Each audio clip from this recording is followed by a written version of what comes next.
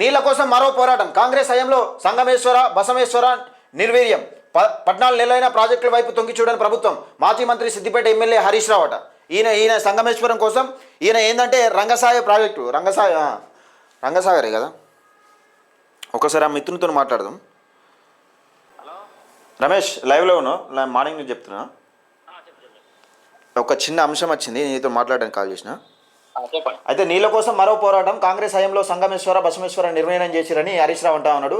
14 నెలలైన project తొంగి చూడని ప్రభుత్వం. మాజీ మంత్రి సిద్దిపేట ఎమ్మెల్యే హరీష్ రావు. ఈయన నిజంగా ఈయనకు సంబంధించి ఈయన నియోజకవర్గంలో ఏ ప్రాజెక్టులు కూడా పూర్తి స్థాయిలో పూర్తయినా లేకపోతే ఇలా అవినీతి జరిగిందా నీకైతే క్లియర్గా తెలుస్తుంది కదా, నువ్వు పోరాటం చేసినావు కదా మధ్యలో. అవును. అయితే ఈ మధ్యలో ఎట్లయిపోయినంటే హరీష్ రావు గానీ కేటీఆర్ గానీ వాళ్ళకు ఏ అంశం పట్టుకొని పోరాడాలనో ఏం చేయాలో అర్థమైతే లేదు. అవును, ఈ మధ్యలో వాళ్ళే జోకర్లు అయిపోతున్నారు. పెద్ద జోకులు అంటే జబర్దస్త్ జోకర్లు కాదు అసలు. వీళ్ళు ఏం మాట్లాడాలో వాళ్ళ కన్ఫ్యూజన్ ఉన్నారు. అసలు ఏం మాట్లాడితే ఏం పెడకచ్చి మీద పడుతుంది అన్నది అర్థమైతలేదు వాళ్ళ పరిస్థితి. అర్థమైతే లేదు, అన్ని బూమరాంగ్ అవుతున్నాయి ఈ మధ్యలో. వాళ్ళు నిజంగా అయినా రంగనాయక్ సాగర్ ప్రాజెక్టులో చాలా అవినీతి జరిగింది, కొంచెం భూములు ప్రాజెక్టు పేరు చెప్పి తీసుకున్నాడని ఒక ఆరోపణలు ఉన్నాయి. మీరు కూడా బలంగా కొట్లాడారు, అది నిజమా వాస్తవం కాదు? వెంకటేష్ గారు 2 నిమిషాలు టైం ఇస్తే అన్ని చెప్తా. అయితే వీళ్ళు ఇక జబర్దస్త్ అని బంద్ చేసి వీళ్ళు బాబామర్లే ఇంకో జబర్దస్త్ పెట్టుకోవాలి, కామెడీ షో. ఇప్పుడు అప్పుడెప్పుడో 2018 లో మిర్చి ధరలు పెరగలేదని ఏదో పాత వీడియో ఉంటే కొత్త పెట్టి 2018 వీడియోను ఇప్పుడు పెట్టారు. ఇక రీసెంట్ గా మా హరీష్ రావు గురించి చెప్తా. ఈ సిద్దిపేట జిల్లా చిన్నకోటూరు మండలం ఎల్లాయప్ప మన చెలికలపల్లి అనే ఊరు ఉంటుంది. ఓకే. అంతగిరి అన్నపూర్ణమ్మ రిజర్వాయర్ ఆ ప్రాజెక్ట్ లో ముంపు గ్రామం అని చెప్పేసి గతంలోనే వాళ్ళే నోటీసులు ఇచ్చిర్రు, నోటిఫై చేసిర్రు, అన్ని చేసిర్రు. అన్ని మన నష్టపరిహారాలు ఎంత అని డిసైడ్ చేసి అన్ని చేసిన తర్వాత అది ముంపు గ్రామం కాదు అని చెప్పేసి దాన్ని ఆపింది ఈయనే. ఆపి మళ్ళా కొన్ని రోజుల తర్వాత మన డ్రామా ఏం చేసినట్టే ఈ ఊరును ముంపు గ్రామంగా గుర్తించాలని ఉత్తమ్ కుమార్ రెడ్డికి లేఖ రాసిండు. మళ్ళా అంటే ఈయన మంత్రి ఉండగానే ముంపు గ్రామం కాదని ఈయన చెప్పి మళ్ళీ లెటర్ ఇస్తాడా? 5 ఏళ్ల నుంచి ఆ సమస్య అట్లే ఉంది. ఆ ఊరోళ్ళు కొట్లాడిన వీడియోస్ కూడా నేను వేసిన చూపెట్టినా కూడా. ఓకే. అక్కడ ఉన్న స్థానికులు కూడా ఇప్పుడు నువ్వు మైక్ పెట్టినా చెప్తారు, అవును ఇది హరీష్ రావు హయాంలోనే మేము అన్ని సార్లు హరీష్ రావు దగ్గర పోయినా న్యాయం కాలేదు, అనుచరులు మమ్మల్ని అటు ఇటు దింపారు, క్యాంప్ ఆఫీస్ దింపారు, చైల్డ్ లైఫ్ తోలిచ్చారు తప్పితే మాకు న్యాయం చేయలేదు, మాకు నష్టపరిహారం ఇవ్వలేదు. మేము ఈ ఊర్లకు రవాణా సౌకర్యం లేక ఏ సౌకర్యాలు లేక వాళ్ళ బ్లాస్టింగ్లతో ఇబ్బంది పడి ఇండ్లు పెచ్చులోడి కష్టాలు పడుకుంటుంటున్నాం అని చెప్పి వాళ్ళే చెప్తారు ఇప్పటికి కూడా.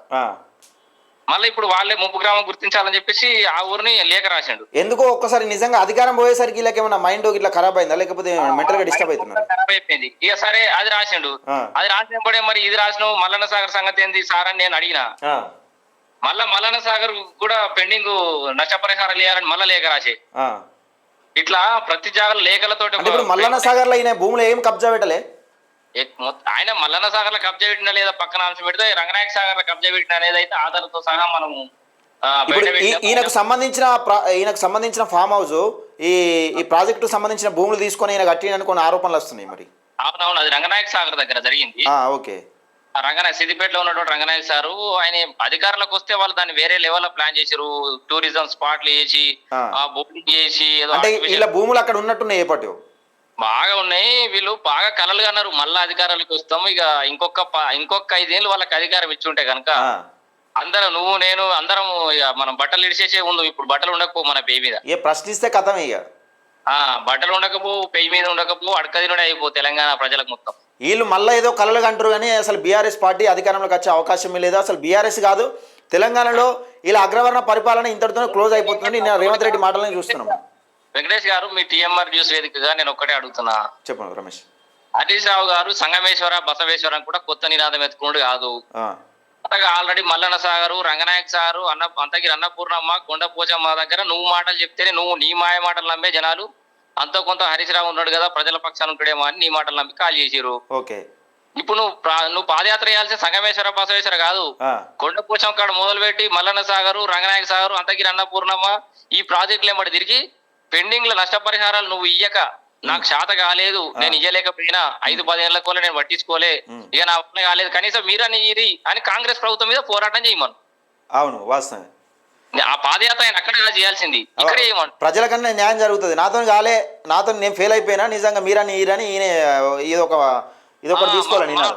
నీకు నిజంగా ప్రేమ ఉంటే మా ముంపు గ్రామాలల్లో పాదయాత్ర అక్కడ కాదు, కొత్త ప్రాజెక్ట్ కాడ కాదు. ఇప్పుడు ఆల్రెడీ నష్టపోయారు, మునిగిపోయి ఉన్నారు. వీళ్ళు ఈ ప్రాజెక్టుల వెంబడ పాదయాత్ర ఈ పునరావాస కాలనీ ఎట్లా చూద్దా వచ్చి ఓకే తెలుస్తుంది, అప్పుడు తెలుస్తుంది. అప్పుడు తెలుస్తుంది. అందరూ సిద్దిపేట అనగానే హరీష్ రావు అనగానే ఏదో సూపర్ అనుకుంటారు. ఇదంతా మేడి పండు చూడు, మేలిమైజుండు, పొట్ట విప్పి చూడు. అంటే మళ్ళీసారి గెలిచే అవకాశం ఏమైనా ఉంటుందా ఇప్పుడు హరీష్ రావు సిద్దిపేటలో ఎలక్షన్స్ వస్తే?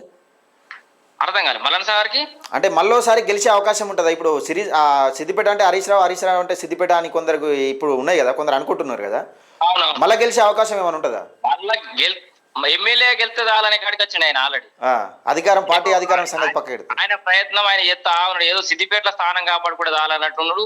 అటు ఇటు ఈ మధ్య కాలం నిర్ణయాలు వినబడుతున్నాం. ముచ్చట బీజేపీకి కూడా పక్క సూపులు చూస్తున్నాడు వెళ్తుంది. అవునవును, ఏదో బీజేపీతో కూడా సోపత్ చేస్తున్నట్టు అంటున్నారు. అండ్ మైండ్ ఎమ్మెల్సీ ఎన్నికలలో ఇండైరెక్ట్ గా కాదు డైరెక్ట్ గానే వీళ్ళ క్యాడర్ మొత్తం బీజేపీకి పనిచేస్తుంది. సిద్దిపేటలోనా? సిద్దిపేట కానీ మొత్తం అంతటా చెప్తున్నాడు, బహిరంగంగానే చెప్తున్నాడు ఇక బీజేపీ కొట్టేసుకోరని. మొన్న ఎంపీ ఎన్నికల్లో అట్లే జరిగిందని అనుమానం, ఇప్పుడు అట్లే చేస్తున్నాడు మొత్తంగా. అంటే వీళ్ళు పోటీలో పెట్టండి, ఇప్పుడు బాబామరదలు కొట్టుకొని అసలు అభ్యర్థిని పోటీలో పెట్టలేదని ఒక టాక్ వస్తుంది.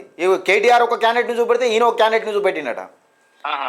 వీళ్ళు అందుకని నీకు నాకు లొల్లేందుకు రాని క్యాండిడేట్ ని పెట్టలేదట కేసీఆర్. అందుకే వాళ్ళ పంచాయతీ అయిపోయింది వాళ్ళకు. అసలు వీళ్ళు ముగ్గురు 3 పొయ్యిరాళ్ళు లెక్క కొట్టుకుంటారు. ఒక పక్క కవితకు, ఒక పక్క హరీష్ రావు, ఒక పక్క కేటీఆర్. అంటే నాకు ముఖ్యమంత్రి అంటే నేను ముఖ్యమంత్రి అన్నట్టుగా కొట్టుకుంటారు. వీళ్ళ ముఖ్యమంత్రి సీట్ లేదు వీళ్ళ ఇంట్లో అన్నట్టు. వాళ్ళ రోడ్ అధికారం పోతేనే వాళ్ళ విజ్ఞత ఏందో వాళ్ళ కట్టకారికి ఏందో మొత్తం తెలిసిపోయింది. Okay Ramesh. Okay thank you. Okay thank you.